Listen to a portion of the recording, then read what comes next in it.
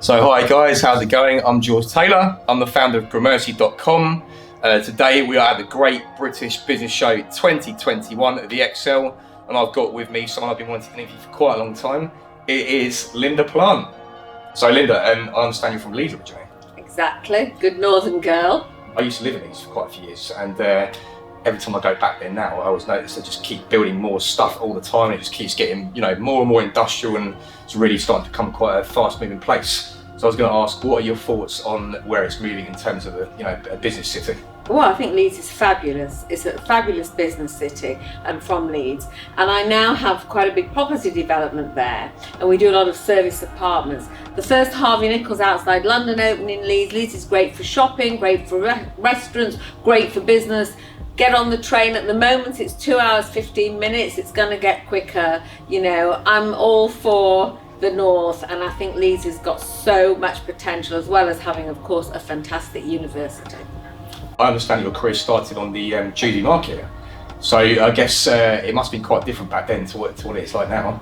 Oh my God, I wonder if Gooseberry Market is still going. I actually did a programme where I think they said it was. So yes, Gooseberry was a market town, so was Leeds, but we couldn't get a store in Leeds. We got a store in Gooseberry Market, and that's where it all started, from that market stall. So when you first started out, did you ever imagine in all your wildest fancies that your life would go on to become what it was and you'd achieve the success you did? No, because I never woke up one morning and thought I want to be an entrepreneur. I just don't think it works like that. But when I went to help my mum on this market stall, I think I might have been, 11, 12 years old. But what I found out was, my God, I love business, I love trading, I love selling. And I just went forward in my life. So I knew I didn't really want to go to university, and in those days, my mother, when I reached 15 and said I want to leave school, she said fine. And I've always been driven, I've always been motivated, I've always wanted to go forward. You never know exactly where you're going, because you can't bite everything off day one for the rest of your life. I just knew I wanted to go forward, and remember, I was a very, very poor girl, so I had nothing to lose and everything to gain. But I've always been someone who's driven. I don't look back. Not everyone's born an entrepreneur. I didn't wake up and say, I'm going to be an entrepreneur, but I've ended up being one. And a lot of other things as well. I interviewed Sean Gavin recently, the lovely Sean Gavin. Yes. Fantastic lady, and really inspirational.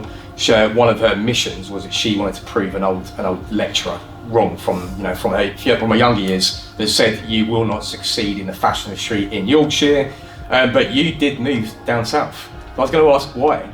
She was one of the few interviewees that actually made cry on the Apprentice for joy, because most of them just cry out of fear and horror. But I read that in her overview, and I think the lecturer said, "You'll never be a success from Leeds." And I said to her, well, I am living proof that you can be a success from Leeds.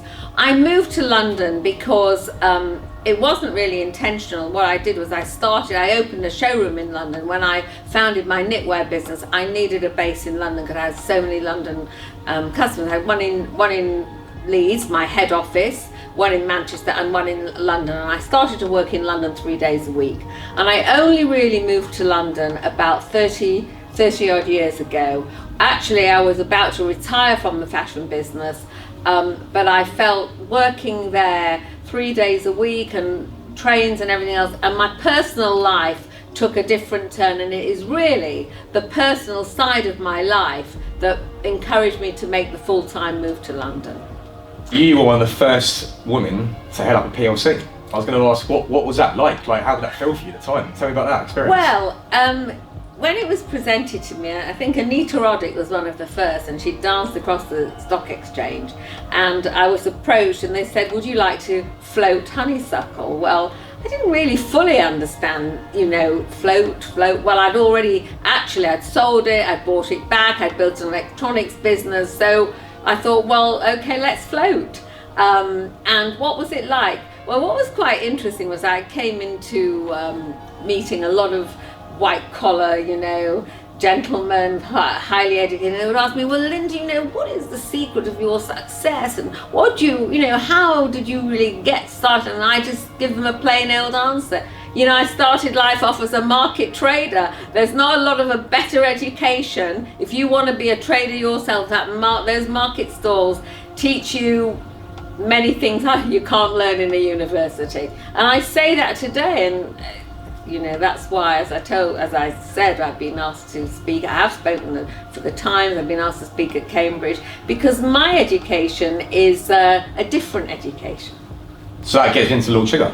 I mean, maybe that's what you two saw each other. You know, you both had very similar backgrounds in the respect of he, you know, was selling kind of car wheels out of the van. Yes. Started extremely humble, extremely minimalistic, a bit like you did. So Yes. I was going to ask, could you talk about how you first met Lord Sugar, and also what did you both see in each other? Because you've been friends for a long time now. So Yeah. talk about that. So I first met Alan when he had a company called Amstrad.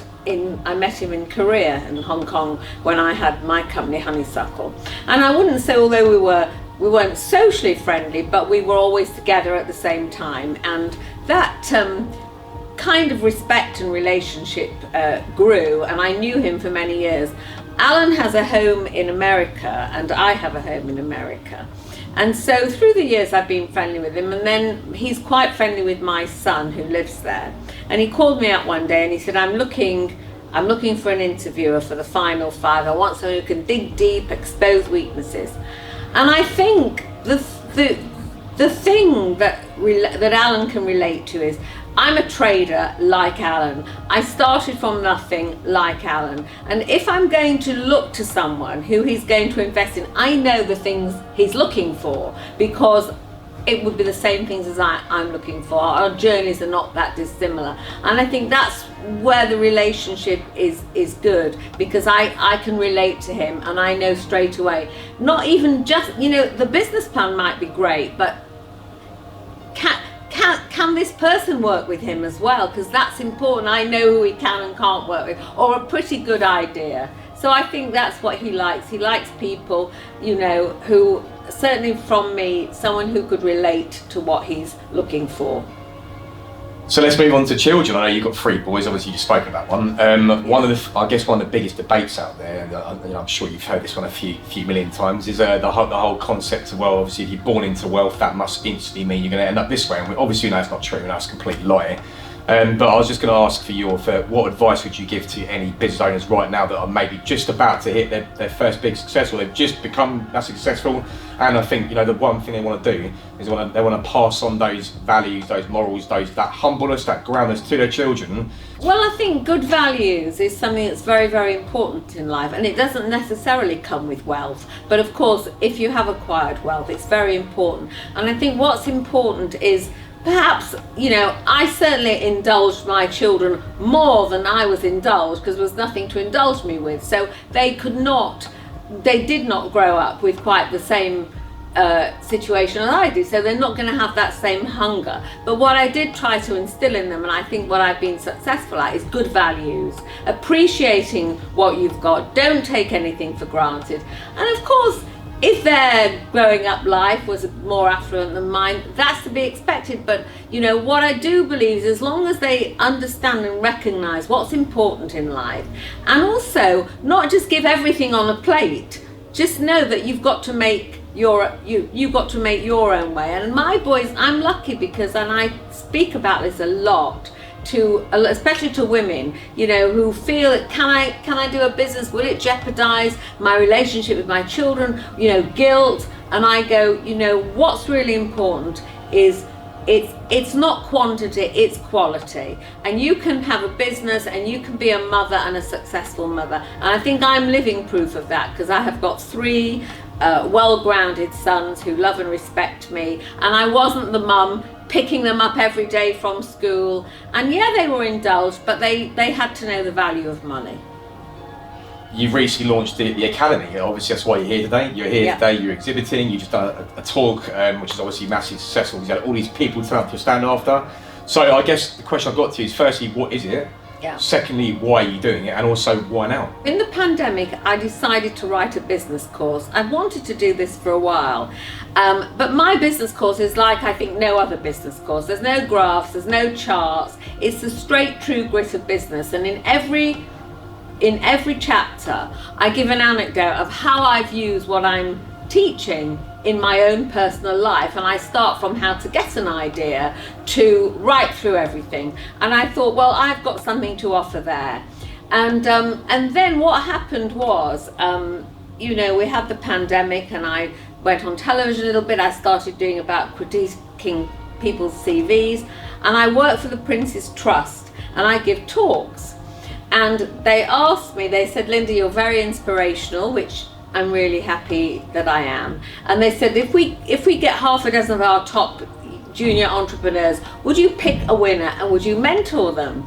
So I said I would, and I looked at these 6 and I picked a girl, and I thought, this girl's got potential. I'd never mentored anyone, but I thought, well, I think I can. So I gave her the prize, and she started off, she had 2 staff, one being herself and another person, and 8 clients. She had a helping hands business, helping people, elderly people. Anyway, 8 months later, she's got 20 staff and 160 clients, which I feel is in no small part due to me, but you know, you got to have something to work with. She just won an award and went to the palace. So now is my time to give back. Now is my time to help men, but to help women. I'm just doing a collaboration for Africa and the Middle East because we want to help women there. And I think I'm living proof that says to women, you don't need an education. And maybe if you come from Africa, or maybe if you come from the Middle East, you haven't got a formal education. But yes, you can still do it, you know. So it's the academy and my course and my mentoring. It's not free, but it's value for money, but it's to give back and to help people and to show them that you can always do it. Not everybody can, but have a go. Linda, so it's been really great interviewing today. I'll say it's been really fantastic. Let's talk about the future. I think that's a great question to wrap up on, actually. So what's next for you? Like, where do you see things going? Have you got any other exciting projects in the pipeline that you'd like to talk about today? Well, obviously I've got my property business, which is an ongoing business. And that will go on. But where I see the excitement really is in the academy now. I mean, certainly, you know, this collaboration with helping people in Africa, women in Africa and the Middle East, is brilliant. And I don't know, maybe I'll write a book, because a few people have asked me to do that. And one day I'll write a book, because, you know, I've got a bit of a journey. I've got a bit of a personal journey as well. And I always say to a lot of women, you know, sometimes the business costs them their personal relationships. And I'm not the greatest at personal relationships, but I've got a few good stories up my sleeve. So maybe a book next. Linda, thanks very much for doing this for us today. It's been absolutely fantastic. So guys, that was Linda Plon, very special guest, really inspiring. Great, thank you very much.